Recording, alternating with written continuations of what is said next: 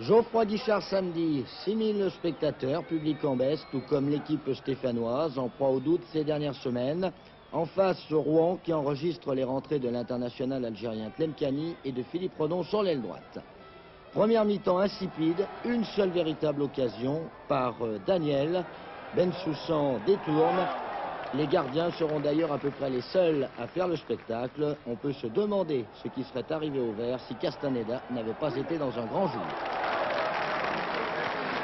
Cette mi-temps insignifiante se terminant sur un coup franc à ras de terre de Kupchevich. Score et match vraiment nul.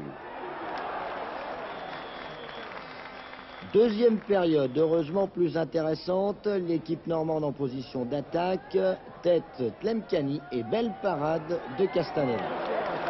Le match se joue alors à la 57e minute à la suite de ce corner. Centre Olejak, tête Sanchez, la transversale renvoie mais Caro est là et libère une équipe qui jusqu'à ce moment avait accumulé les maladresses.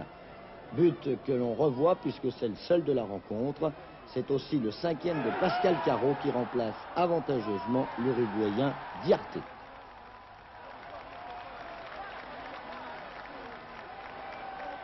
Mené 1-0 et vu la physionomie du match, Rouen est loin d'avoir perdu toute chance de revenir, mais les attaquants normands vont échouer sur le gardien stéphanois, alors que la charnière centrale défensive Mahumoisan connaîtra des moments difficiles.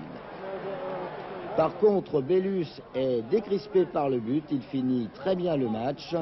Sur ce débordement, il va centrer en direction de Kupchevich, dont la reprise en demi-volée frappe l'extérieur du montant. C'est la dernière occasion pour les Verts de se mettre à l'abri qui s'envole.